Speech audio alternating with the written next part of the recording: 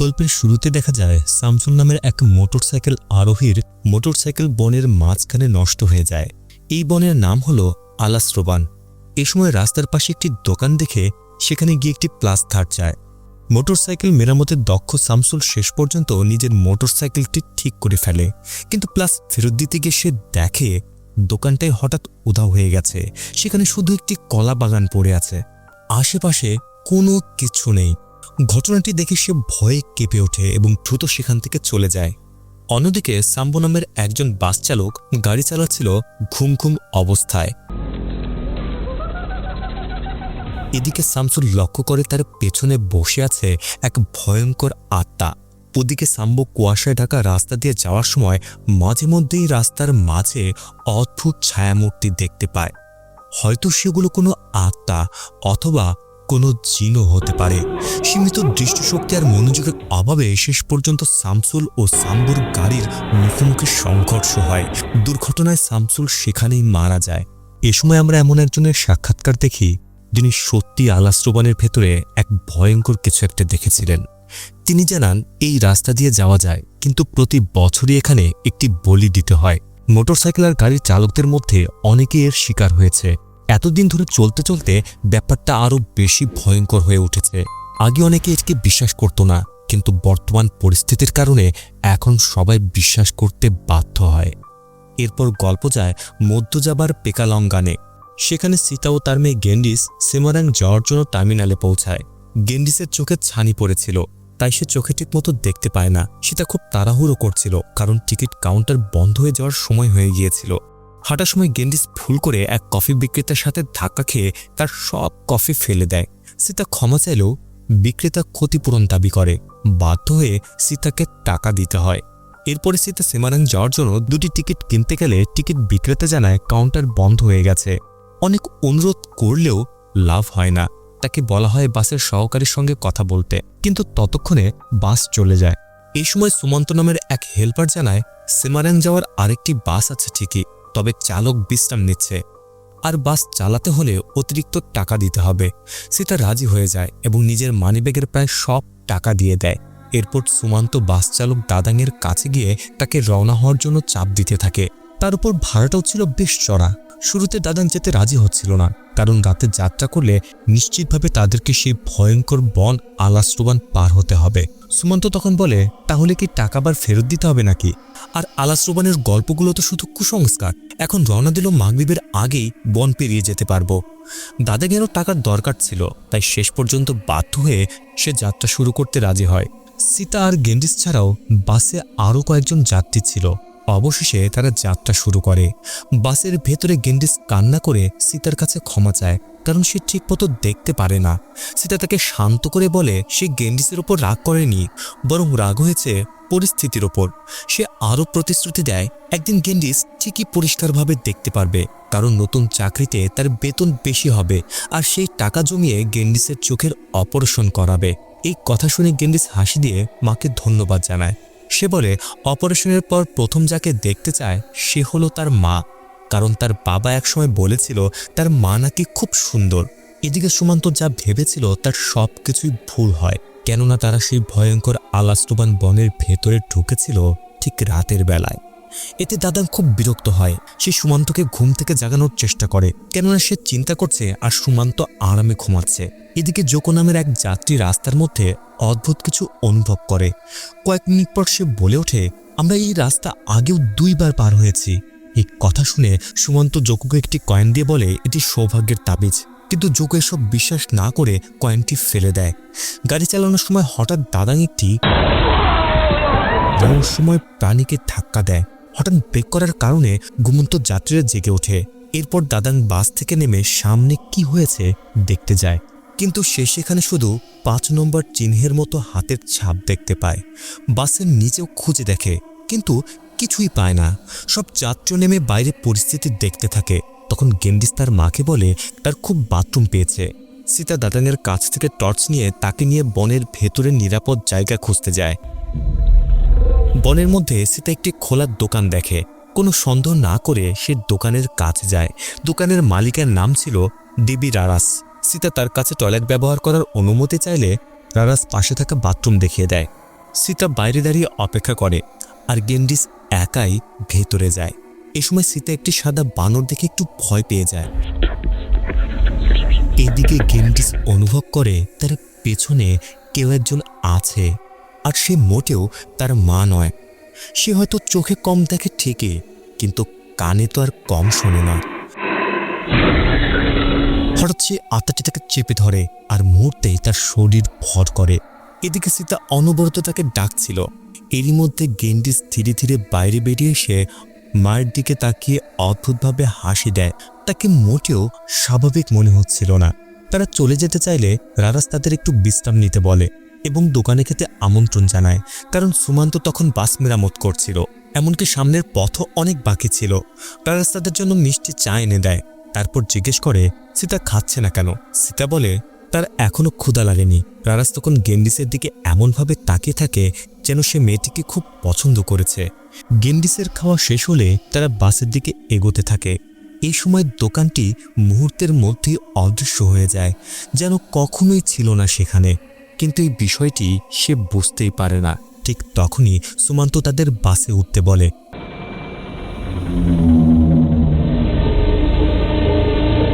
কিন্তু তারা বুঝতে পারেনি এ সময় কিছু আত্মাও তাদের সাথে বাসে উঠে পড়েছে, আর সেই আত্মাদের সাথে করেই তারা আবার যাত্রা শুরু করে। পরের দিন আমরা দেখতে পাই সীতা ও গেন্ডিস সেমারাঙে পৌঁছে গেছে। সীতা একটি হাসপাতালের মেডিকেল কর্মী হিসেবে কাজ শুরু করে। সেখানে আমরা শামসুলের লাশ দেখতে পাই, যাকে আমরা গল্পের শুরুতে অ্যাক্সিডেন্টে মারা যেতে দেখেছিলাম। সীতাকে দায়িত্ব দেওয়া হয় শামসুলের লাশের প্রশাসনিক কাগজপত্র ও তথ্য সংগ্রহ করা। ডক্টর ইউসমান সীতাকে বলেন শামসুলের পরিবারের খোঁজ বের করতে, কেননা এমন মৃতদেহের সাথে সাধারণত কোনো পরিচয়পত্র থাকে না। যদি পরিবারকে খুঁজে না পাওয়া যায় তাহলে হাসপাতালকে সব দাফনের ব্যবস্থা করতে হবে। হাসপাতালের বাইরে সীতা কর্মচারীদের সন্তানদের জন্য বিশেষ কোনো ব্যবস্থা আছে কিনা সেটার কথা জিজ্ঞেস করে, কেননা সে তার মেয়ের চোখের অপারেশন করাতে চায়।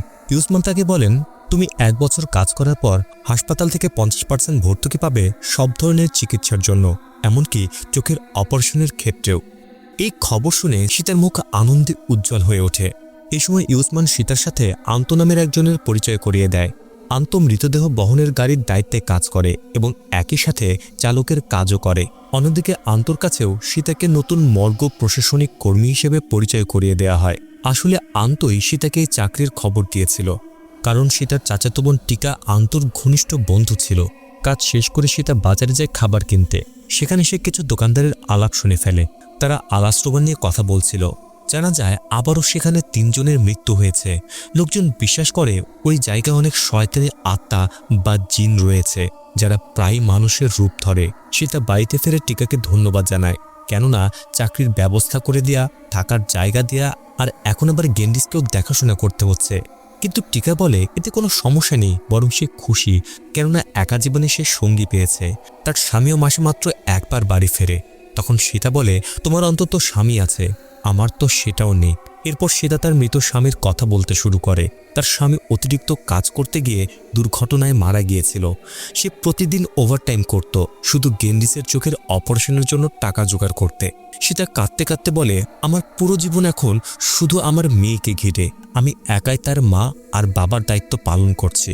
তারা দুজন গল্পে এতটাই মগ্ন ছিল যে খেয়ালই করেনি গেন্ডিস খেলছিল এক রহস্যময় আত্মার সাথে। রাতে গোসল শেষ করে সীতা দেখে গেন্ডিস ঘরের ভেতরে ঢুকছে। সে শুনতে পায় গেন্ডিস যেন টিকার সাথে কথা বলছে।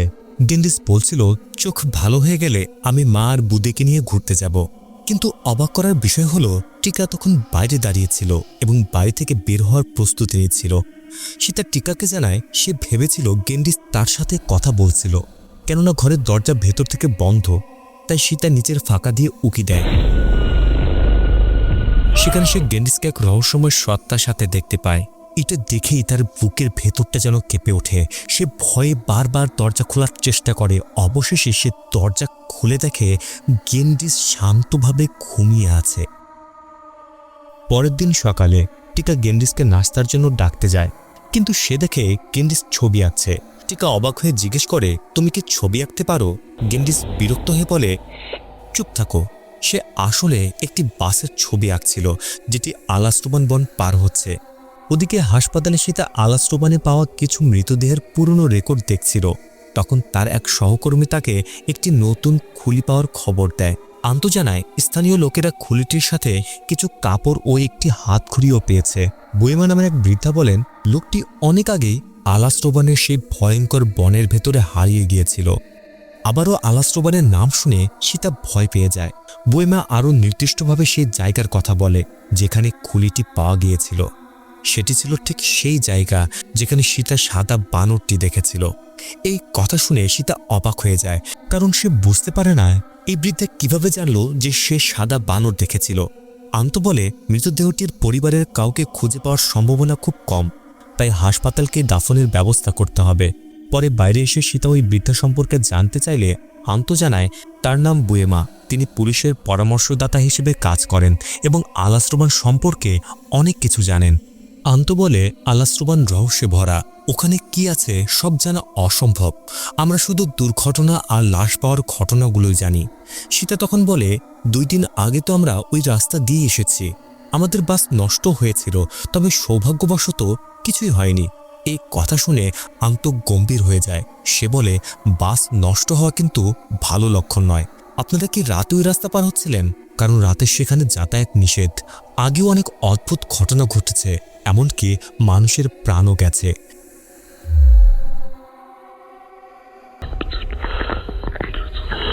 সেদিন রাতে হঠাৎ করে গেন্ডিসের ঘুম ভেঙে যায়। সে উঠে বসে। এই সময় ঘরের দরজা নিজে থেকেই খুলে যায়। সীতা মেয়ের ডাক শুনে জেগে উঠে বুঝতে পারে গেন্ডিসের শরীর মোটেও ভালো নেই।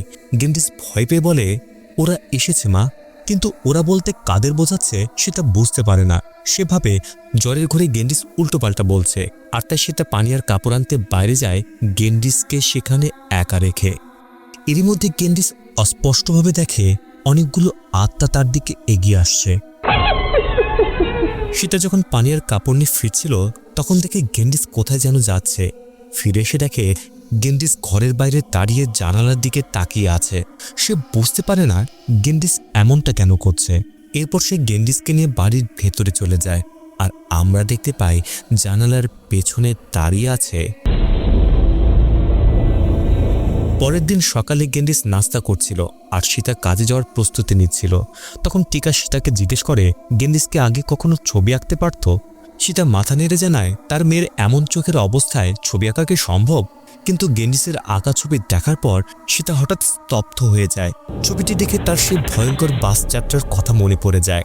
সে বুঝতে পারছিল না গেন্ডিস এমন ছবি আঁকলো কিভাবে। এ সময় হাসপাতালে আন্ত সীতাকে জানায় আগের দিন পাওয়া কঙ্কালটির দাফন শীঘ্রই করা হবে। তখন সীতা জিজ্ঞেস করে, যে মহিলাটি কঙ্কাল খুঁজে পেয়েছিল সে কি কোনো দোকানের মহিলা? এই কথা শুনে আন্ত অবাক হয়ে যায়, কারণ তার জানা মতে ওই গভীর বনের ভেতরে কোনো দোকানই ছিল না। এদিকে বাড়িতে টিকা লক্ষ্য করে গেন্ডিস যেন কারোর সাথে কথা বলছে। টিকা জিজ্ঞেস করে, গেন্ডিস তুমি কি করছো? গেন্ডিস উত্তর দেয়, আমি দোকানের আপুর সাথে কথা বলছি। টিকা অবাক হয়ে যায়, কারণ বাড়িতে তারা দুজন ছাড়া আর কেউ ছিল না। কিন্তু গেন্ডিস জোর দিয়ে বলে দেবী রারাস ঠিক তার সামনেই দাঁড়িয়ে আছে। টিকা ভাবতে থাকে হয়তো বাচ্চাটি কল্পনা করে কারোর সাথে খেলা করছে। এজন্য সে গেন্ডিসকে তার সাথে খেলতে নিয়ে যায়। গেন্ডিস তার সাথে লুকোচুরি খেলতে চায় এবং টিকাকে আগে গুনতে বলে। টিকা গুনতে শুরু করে, কিন্তু শেষের দিকে হঠাৎ সে দেয়ালে এক ভয়ঙ্কর আত্মা দেখতে পায়। মুহূর্তে সেটি অদৃশ্য হয়ে যায়। টিকা বুঝতে পারে না এইমাত্র তার সাথে কি ঘটল। এমন সময় পাশের ঘরের আলমারিটি বন্ধ হতে থাকে। সে ধারণা করে হয়তো গেন্ডিস সেখানে লুকিয়েছে। ভয়ে ভয়ে সে কাছে গিয়ে আলমারিটি খোলে, কিন্তু ভেতরে কেউ ছিল না। আতঙ্কিত হয়ে টিকা দ্রুত গেন্ডিসকে খুঁজতে থাকে, কিন্তু অদ্ভুতভাবে গেন্ডিস ঘরের এদিক ওদিক দৌড়াতে শুরু করে। সে এত দ্রুত টেবিলের চারপাশে দৌড়াচ্ছিল যে টিকা হতবাক হয়ে যায়, কেননা সে তো চোখে দেখে না। টিকা তাকে থামানোর চেষ্টা করলেও গেন্ডিসের শক্তি ছিল একজন প্রাপ্তবয়স্ক মানুষের মতো। তার শক্তিতে না পেরে টিকা পড়ে যায়। ভুল করে কাচের গ্লাসের সাথে ধাক্কা লাগায়, ভাঙা কাচে তার হাত কেটে যায়। অদ্ভুতভাবে গেন্ডিস তখন টিকার দুর্ঘটনা দেখে খুশি হচ্ছিল, কিন্তু কিছুক্ষণ পর সে আবার স্বাভাবিক হয়ে যায়, যেন কিছুই ঘটেনি। সে তার বাড়ি ফিরে টিকার হাতে ব্যান্ডেজ করে দেয়। তারপর গেন্ডিসকে টিকার কাছে ক্ষমা চাইতে বলে, কিন্তু টিকা বলে থাক, দরকার নেই। এরপর সে তার গেন্ডিসকে রুমে যেতে বলে। তখন টিকা সীতাকে জানায় খেলাধুলার সময় গেন্ডিসের আচরণ একদম অন্যরকম ছিল। সে অদ্ভুতভাবে দ্রুত দৌড়াচ্ছিল, কোনো কিছুর সাথে ধাক্কাও লাগছিল না, আর তার শক্তিও ছিল অস্বাভাবিক। সে রাতে আলাস্টোবানের ভয়ঙ্কর স্মৃতির কারণে গেন্ডিস ঘুমাতে পারছিল না। হঠাৎ সে চিৎকার করে জেগে ওঠে। সীতা বুঝতে পারে তার আবার জ্বর এসেছে। সে দ্রুত রান্নাঘরে গিয়ে ঠান্ডা পানি আনতে যায়। অন্যদিকে ঘরে থাকা গেন্ডিস অস্পষ্টভাবে আবার কাউকে আসতে দেখে এবং ভাবে ওটা তার মা, কিন্তু সেই সত্তাটি তার হাত স্পর্শ করতেই গেন্ডিসের আত্মা যেন অন্য এক জগতে চলে যায়। গেন্ডিসের শরীরটিকে আত্মাটি ঘর থেকে বাইরে নিয়ে যেতে থাকে, আর গেন্ডিসের আত্মার একটি পুরনো বাড়ির দিকে হাঁটতে থাকে। হঠাৎ চারপাশের আলো নিভে যায়। দরজা খোলার সাথে সাথেই তার সামনে এক ভয়ঙ্কর আত্মা চলে আসে। ঠিক তখনই পেছন থেকে দেবী রারাস এসে গেন্ডিসকে বলতে থাকে, এখানেই থেকে যাও, আমার সাথে থাকো। গেন্ডিস ভয়ে চিৎকার করতে থাকে। তার চিৎকার শুনে সীতা দ্রুত ঘরে আসে। গেন্ডিস আতঙ্কের চারদিকে ইশারা করে বলে ভয়ঙ্কর আত্মাগুলো তাকে ঘিরে আছে, কিন্তু সীতা কিছুই দেখতে পায় না। পরের দিন সীতা মুনাওয়ারা নামের এক তান্ত্রিক বা ওঝার সাহায্য নেয়। মুনাওয়ারা বলে অশুভ শক্তি যে কোনো দিক থেকে আসতে পারে, বিশেষ করে ছোট বাচ্চারা খুব সহজে আক্রান্ত হয়, কারণ তাদের মন নিষ্পাপ। সে গেন্ডিসকে সতর্ক করে বলে অদৃশ্য কোনো সত্তা ডাকলে কখনো সাড়া দেয়া যাবে না এবং তাদেরকে শরীরের ভেতরে প্রবেশের অনুমতি দেয়া যাবে না। এরপর মুনাওয়ারা দোয়া পড়া পানি দেয়, যা পান করতে এবং পুরো বাড়িতে ছিটিয়ে দিতে বলে। রাতে আন্ত আর চুপ থাকতে পারে না। সে সীতাকে বলে, তুমি যে দোকানটি আলাস্টোবানে দেখেছিলে সেটা আসলে ছিলই না, সেখানে শুধু বন ছাড়া আর কিছুই নেই। তবে হ্যাঁ, আরও কিছু জিনিস সেখানে আছে যেগুলো মোটেও কোনো স্বাভাবিক কিছু নয়। বাস নষ্ট হওয়া আর সেই অদ্ভুত দোকান দেখা, এই সবই ছিল এক লক্ষণ, হয়তো কোনো ভয়ঙ্কর শক্তি তোমাদের অনুসরণ করছে। টিকা আন্তকে থামিয়ে দেয়, কেননা সীতা এইসব বিষয়ে খুব একটা বিশ্বাস করে না। তারা কথা বলার সময় রারাস আবার গেন্ডিসের ঘরে আসে এবং তাকে নিজের সাথে নিয়ে যেতে চায়। এ সময় আন্ত আলাস্টোবানের একটি পুরনো ঘটনার কথা বলে। কয়েক বছর আগে সেই একই জায়গায় তার স্ত্রী ও সন্তান প্রাণ হারিয়েছিল। তার পরিবারও বাসে ভ্রমণ করেছিল এক রাতে। আন্ত তখনও তাদের নিষেধ করেছিল, কিন্তু এক মাস পরে সে রাস্তার পাশে তাদের মৃতদেহ খুঁজে পায়। যে কুসংস্কারকে তার স্ত্রী হালকাভাবে নিয়েছিল সেটা শেষ পর্যন্ত তাদের মৃত্যুর কারণ হয়। আন্ত জোর দিয়ে বলে, শুধু দোয়া পড়া পানি দিয়ে হবে না, আমাদের আরও শক্তিশালী সাহায্য খুঁজতে হবে। সে আরও জানায় তার পরিচিত এক জ্ঞানী ব্যক্তি আছে, আর তার নাম হলো মোভারেজো। তিনি অদ্ভুত বিষয় সম্পর্কে অনেক কিছু জানেন। এদিকে গেন্ডিসের সাথে অদ্ভুত ঘটনা ঘটতে শুরু করে। সে হঠাৎ ঘুমের মধ্যেই নড়াচড়া করতে না পেরে এক ধরনের চাপ অনুভব করে। তার আত্মা যেন আবার সেই বাসের ভেতরে ফিরে যায়, যেটি আলাস্টোবান পার হচ্ছিল। বাসের বাইরে অসংখ্য জীবন্ত মৃতদেহ তাকে ভয় দেখাতে শুরু করে। ঘরের বাইরে সীতা গেন্ডিসের সাহায্যের চিৎকার শুনতে পায়, কিন্তু গেন্ডিস তখন যেন অচেতন অবস্থায় আটকে ছিল। আন্ত বুঝতে পারে সাধারণ উপায়ে কাজ হবে না। সে বলে, আমাদের গেন্ডিসকে এখনই মবারেজের কাছে নিয়ে যেতে হবে। তারা গেন্ডিসকে নিয়ে মবারেজুর কাছে পৌঁছায়। গেন্ডিসকে দেখে রিজু বলে, এই শিশুর শরীরে অস্বাভাবিক এক শক্তি রয়েছে, এক অশুভ শক্তি তার দেহ দখল করতে চাচ্ছে। হঠাৎ করে গেন্ডিস ভয়ঙ্করভাবে অদ্ভুত আচরণ করে। সৌভাগ্যবশত রেজু কিছু মন্ত্র পড়ে সেই আত্মাটিকে বের করতে সক্ষম হয়, কিন্তু আত্মাটি এবার টিকার শরীর ভর করে। টিকার শরীরে থাকা সেই সত্তা ভয়ঙ্কর কণ্ঠে বলে, তুমি ভুল পথে এসেছো রেজো, মেয়েটি আমার সাথেই থাকতে বেশি পছন্দ করে।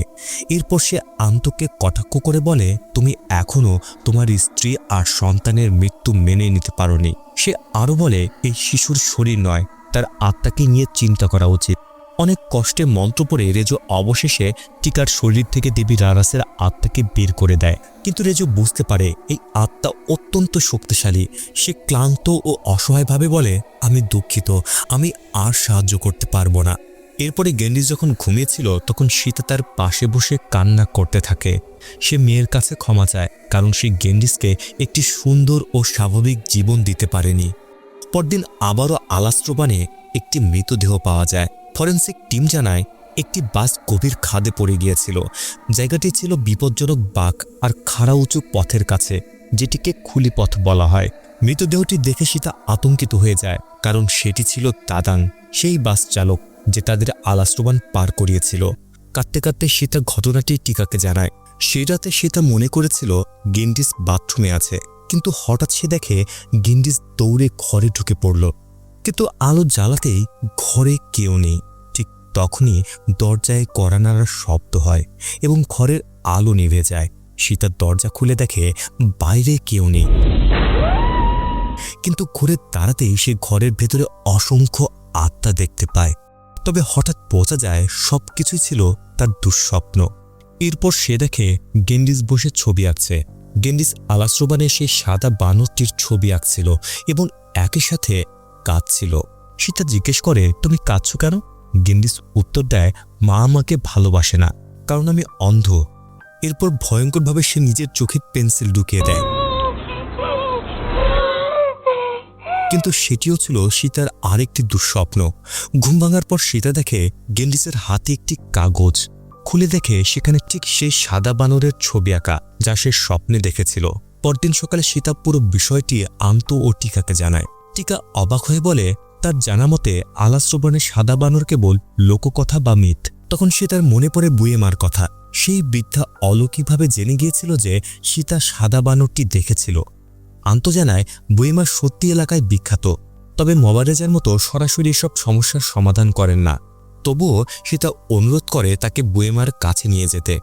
অবশেষে তারা তিনজন বুয়েমার বাড়িতে যায়। সেখানে পৌঁছাতে দেখা যায় বুয়েমা যেন তাদের জন্যই অপেক্ষা করছিল। ধ্যানমগ্নভাবে সব অনুভব করার পর বুয়েমা বলে, তোমরা অনেক দেরি করে ফেলেছ। বাচ্চাটি ইতিমধ্যে সেই ভয়ঙ্কর আত্মার কাছে পৌঁছে গেছে। সে আরও বলে, সাদা বানরটি সেই প্রবেশদ্বার যেটা তুমি দেখেছিলে। যেই তাকে দেখে তার উপর বিপদ নেমে আসে। এরপর বুয়েমা আলাস্ট্রোবানের অতীত ইতিহাস বলতে শুরু করে। অনেক আগে আলাস্ট্রোবান ছিল খুবই সাধারণ একটি বন। একসময় সেখানে পাঠানো হয় এক জাদুকরকে। সে মানুষের বসবাস ও যাতায়াতের জন্য বন কেটে রাস্তা তৈরি করে। সেই জাদুকর তার জাদুশক্তি দিয়ে আলাস্ট্রোবানের আত্মাগুলোকে নিয়ন্ত্রণে এনেছিল। কিন্তু সময়ের সাথে সাথে মানুষ সেই চুক্তি ভঙ্গ করে। বনকে তারা পাপ ও অপরাধের জায়গায় পরিণত করে। ঔপনিবেশিক আমলে সেই বনকে ব্যবহার করা হতো মৃতদেহ ফেরার জন্য। এসব অপবিত্র কাজের কারণে আলাস্ট্রোবানের রক্ষক আত্মা দেবী রারাস ভয়ঙ্কর হয়ে ওঠে। বুয়েমা আরও বলে যে মানুষগুলো রাতের বেলায় আলাস্ট্রোবান পার হওয়ার চেষ্টা করে তাদেরকেই নিয়ে যায় দেবী রারাস। আর সেই কারণে এত ভয়ঙ্কর ঘটনা ঘটে চলেছে এবং এখন গেন্ডিসও সেই অভিশাপের শিকার হয়েছে। আন্ত উদ্বিগ্ন হয়ে জিজ্ঞেস করে, তাহলে আমরা এখন কি করতে পারি? বুমিরা ধীরে উত্তর দেয়, এখন অনেক দেরি হয়ে গেছে, কারণ যেই সেখানে আটকে যায় তার কাছে জীবিত হয়ে ফিরে আসার জন্য 7 দিনেরও কম সময় থাকে। বুয়েমার আরও বলে, এখন শুধুমাত্র একটাই উপায় আছে, গেন্ডিসকে নিয়ে আবার ফিরে যেতে হবে সেই আলাস্ট্রোবানে। এ কথা শুনে সীতা রেগে সেখান থেকে চলে যেতে চায়, কিন্তু টিকা তাকে বোঝায় বুয়েমার কথা একবার বিশ্বাস করে দেখাই ভালো, হয়তো এতেই গেন্ডিসকে বাঁচানোর শেষ সুযোগ। কিন্তু সীতা সন্দেহ প্রকাশ করে। সে বলে, ওখানকার আত্মারা তো গেন্ডিসকেই চায়, আবার তাকে সেখানে নিয়ে যাওয়া মানে তো নিজের হাতে আত্মাদের কাছে মেয়েকে তুলে দেয়া। সে আরও বলে, কে বলতে পারে বুয়েমার ওই আত্মাদের সাথে জড়িত নয়? সীতা জানিয়ে দেয়, আমি আর সেখানে যেতে চাই না, এটা আত্মহত্যার মতো। তখন টিকা বলে, আমি যদি তোমার জায়গায় থাকতাম তাহলে নিজের সন্তানের জন্য জীবন দিতেও রাজি হতাম। কিন্তু সীতা কাঁদতে কাঁদতে বলে, আমি যদি মরে যাই তাহলে গেন্ডিস বাঁচলেও সে কার সাথে থাকবে? সেই রাতে সীতা হঠাৎ ঘুম ভেঙে দেখে পাশে গেন্ডিস নেই। বাড়ি তাকে সে দেখে গেন্ডিস দাঁড়িয়ে আছে বাড়ির সামনে। এরপরে সে অজ্ঞান হয়ে পড়ে যায়। সীতা দ্রুত তাকে হাসপাতালে নিয়ে যায়। পরদিন সকালে বুয়েমা ও আন্ত হাসপাতালে গেন্ডিসকে দেখতে আসে। বুয়েমা বলে সে এক অলৌকিক ইঙ্গিত পেয়েছিল যে গেন্ডিস বিপদে পড়েছে। গেন্ডিসকে দেখে বুয়েমা ভয় পেয়ে যায় আর বলতে থাকে সে ধীরে ধীরে আরও দূরে চলে যাচ্ছে, আমাদের হাতে সময় খুবই কম। সে সীতাকে সতর্ক করে বলে, তুমি যদি তোমার মেয়েকে হারাতে না চাও তাহলে আমাদের সেখানে যেতেই হবে। যত দেরি হবে তাকে ফিরিয়ে আনার তত কঠিন হয়ে যাবে। ঠিক তখনই গেন্ডিস আবার ভয়ঙ্করভাবে অদ্ভুত আচরণ শুরু করে। এমন পরিস্থিতি দেখে সীতার আর কোনো উপায় থাকে না। অবশেষে তারা আবার আলাস্ট্রোবানে ফিরে যায়। সেখানে পৌঁছে দেখা যায় বুয়েমার সঙ্গীরা ইতিমধ্যেই এক রহস্যময় রিচুয়ালের প্রস্তুতি নিয়ে রেখেছে। এরপর রিচুয়াল শুরু হয়। বুয়েমা মন্ত্র পড়ে অলৌকিক জগতের দরজা খুলতে চেষ্টা করে। প্রথমে সে নিজে প্রবেশ করতে চাইলে অদৃশ্য শক্তি তাকে বাধা দেয়। তখন সে তার নিজেই ভেতরে যাওয়ার প্রস্তাব দেয়। বুয়েমা তাকে অনুমতি দিয়ে বলে, ভেতরে ঢুকতে পারলে শুধু তোমার মেয়েকে খুঁজবে এবং দ্রুত ফিরে আসবে। এরপর বুয়েমা মন্ত্র পড়ে সীতাকে সেই অলৌকিক জগতে প্রবেশ করায়। অবশেষে সীতা অন্য জগতে ঢুকতে সক্ষম হয় এবং গেন্ডিসকে খুঁজতে শুরু করে। বাস্তব জগতে তার দেহটি গেন্ডিসের ঠিক পাশে শুয়ে রাখা হয়, কিন্তু এই যাত্রা মোটেও সহজ ছিল না। চারদিক থেকে জীবন্ত মৃত্যুর দল তাকে আক্রমণ করতে থাকে। একসময় সীতা উঁচু রাস্তা থেকে গড়িয়ে পিচ ঢালা রাস্তায় পড়ে যায়। এর প্রভাবে বাস্তব জগতে তার শরীর কাঁপতে থাকে এবং মুখ দিয়ে রক্ত বের হতে শুরু করে। অস্থির হয়ে বুয়েমা তখন আন্তকে বলে, দ্রুত মবাসাক থেকে ডাকো। এদিকে অলৌকিক জগতে সীতার উপর আক্রমণ যেন কোনোভাবেই থামছিল না। হঠাৎ একটি বাস তার দিকে ধেয়ে আসে, যেন তাকে চাপা দেবে, কিন্তু তখনই বোঝা যায় সেটি ছিল কেবল এক ভৌতিক বাস, যা আসলে তাকে আঘাত করতে পারে না। এরপর সীতা ভয়ঙ্কর এক সত্য দেখতে পায়। সে আসলে দাঁড়িয়ে আছে অসংখ্য মানুষের খুলির ওপরে। এদিকে মবাসাকতে এসে পৌঁছায়। বুয়েমা তাকে অনুরোধ করে, আমরা ফিরে না আসা পর্যন্ত এই অলৌকিক দরজাটা খোলা রাখতে সাহায্য করুন। সাক্তি তার অনুসারীদের নতুন রিচুয়াল প্রস্তুত করতে বলে। সময় গড়িয়ে দিন থেকে রাত হয়ে যায়, তবুও সীতা গেন্ডিসকে খুঁজে পায় না। বাস্তব জগতে তার শরীর হঠাৎ চিৎকার করতে করতে ছটফট করতে শুরু করে। সাক্তি আন্তকে বলে, তাড়াতাড়ি পরিষ্কার পানি নিয়ে আসো, তার আত্মাকে শান্ত করতে হবে। অনেক খোঁজাখুঁজির পর শেষ পর্যন্ত সীতা এক কোণায় কাঁদতে থাকা গেন্ডিসকে খুঁজে পায়। এদিকে আন্ত খুঁজতে খুঁজতে বনের গভীরে একটি ঝর্ণার পানি খুঁজে পায়, কিন্তু ফিরে আসার সময় হঠাৎ এক আত্মা তার উপর আক্রমণ করে এবং গলা চেপে ধরে। এর ফলে ধীরে ধীরে সে জ্ঞান হারায়। অন্যদিকে সীতা এক শিশুকে খুঁজে পেয়ে তাকে জড়িয়ে ধরে। অনেকদিন পর মেয়েকে ফিরে পাওয়ার আনন্দে সে আবেগাপ্লুত হয়ে পড়ে, কিন্তু মেয়েটি ঘুরে দাঁড়াতেই দেখা যায় সে আসলে গেন্ডিস নয়, বরং গেন্ডিসের সমবয়সী আরেকটি শিশু, যে নিজের মাকে খুঁজছিল। এদিকে অজ্ঞান অবস্থায় আন্ত স্বপ্নে দেখতে পায় তার মৃত স্ত্রী ও সন্তান তাকে ডাকছে এবং ঘুম থেকে জাগানোর চেষ্টা করছে। কিছুক্ষণ পর তার জ্ঞান ফিরে আসে। সে দ্রুত পানি নিয়ে সীতার কাছে ফিরে যায়। অন্যদিকে গেন্ডিসের চোখের সমস্যা ধীরে ধীরে সেরে উঠতে শুরু করে। সে প্রথমবারের মতো চারপাশ পরিষ্কারভাবে দেখতে পারে। ঠিক তখন সে আবার দেবী রারাসের সেই রহস্যময় দোকানটি দেখতে পায় এবং ধীরে ধীরে সেখানে চলে যায়। গেন্ডিস জিজ্ঞেস করে, আমার মা কোথায়? রারাস শান্ত কণ্ঠে উত্তর দেয়, তোমার মা অল্প কিছুক্ষণের মধ্যে এখানে আসবে, কারণ এখন এই জায়গাটাই তোমার আসল বাসস্থান। ভয়ে আতঙ্কিত হয়ে গেন্ডিস সেখান থেকে দৌড়ে পালিয়ে যায়। এদিকে সীতা বনের পথে হাঁটার সময় একটি বাঘ তার পথ আটকে দাঁড়ায়, কিন্তু আশ্চর্যের বিষয় হলো বাঘটি তাকে আক্রমণ না করে যেন কোথাও নিয়ে যেতে চাচ্ছিল। সীতা বাঘটির পিছু নেয় এবং অবশেষে সেই বাঘই তাকে গেন্ডিসের কাছে পৌঁছে দেয়। দীর্ঘ অপেক্ষার পর মাকে দেখে গেন্ডিস কান্নায় ভেঙে পড়ে। এরপর মা মেয়ে দুজন দ্রুত সেই অলৌকিক দরজার দিকে দৌড়াতে থাকে, যেখান দিয়ে বাস্তব জগতে ফেরা সম্ভব। দরজার সামনে পৌঁছে সীতা গেন্ডিসের হাত শক্ত করে ধরে। তারা চোখ বন্ধ করে প্রাণ ভরে প্রার্থনা করতে থাকে যেন নিরাপদে ফিরে যেতে পারে। কিন্তু সীতা চোখ খুলতেই দেখে গেন্ডিস আবার অদৃশ্য হয়ে গেছে। সে আতঙ্কিত হয়ে আবার মেয়েকে খুঁজতে শুরু করে। এদিকে বাস্তব জগতে তাদের শরীর ভয়ঙ্করভাবে কাঁপতে ও ছটফট করতে থাকে। এর মধ্যেই অসংখ্য জীবন্ত মৃতদেহ সীতার পথ আটকে দাঁড়ায়। শেষ পর্যন্ত সে দেখতে পায় দেবী রারাস গেন্ডিসকে ধরে রেখেছে। সীতা কাঁদতে কাঁদতে অনুরোধ করে, আমার মেয়েকে ফিরিয়ে দাও, কিন্তু রারাস গেন্ডিসকে ছাড়তে রাজি হয় না। সে বলে, ও এখানে থাকলে আমরা বেশি খুশি হব। সম্পূর্ণ অসহায় হয়ে সীতা শেষ পর্যন্ত নিজের জীবন উৎসর্গ করার সিদ্ধান্ত নেয়। সে গেন্ডিসের আত্মার বদলে তার নিজের আত্মা রারাসকে নিয়ে যেতে বলে। রারাস এই প্রস্তাবে রাজি হয়ে যায়। অবশেষে গেন্ডিস বাস্তব জগতে ফিরে আসতে সক্ষম হয়। সবাই অপেক্ষা করতে থাকে সীতার ফিরে আসার জন্য, কিন্তু দুঃখজনকভাবে সীতা আর কখনোই ফিরে আসে না। সে চিরতরে সেই অলৌকিক জগতেই থেকে যায়। এর কয়েক মাস পরে গেন্ডিসের চোখের অপারেশন সফল হয়। তার চোখের সাদা ক্ষতিগ্রস্ত লেন্স খুলে ফেলা হয় এবং সে প্রথমবারের মতো পৃথিবীকে স্পষ্টভাবে দেখতে পারে। অপারেশনের পর প্রথম যাকে দেখে সে হলো সীতা, যদিও সেটা ছিল একটি ছবিতে। আর এই ছবি দেখে গেন্ডিস তার মাকে কল্পনা করতে থাকে। গেন্ডিসের পর ডাক্তার, নার্স, আন্ত, ইউসমান এবং সবাইকে ধন্যবাদ জানায় যারা তাকে সাহায্য করেছিল। গল্পের একদম শেষে একটি লেখা দেখানো হয়, যেখানে বলা হয়, আজ পর্যন্ত আলাস্টোবানের ভেতরে এই রহস্যময় ঘটনাগুলো এখনও ঘটে চলেছে। যারা এই পথ দিয়ে যাতায়াত করবেন তারা যেন সবসময় নিজেদের নিরাপত্তার ব্যাপারে সতর্ক থাকেন, যেন কোনো অনাকাঙ্ক্ষিত বা অপ্রত্যাশিত ঘটনার সম্মুখীন না হতে হয়।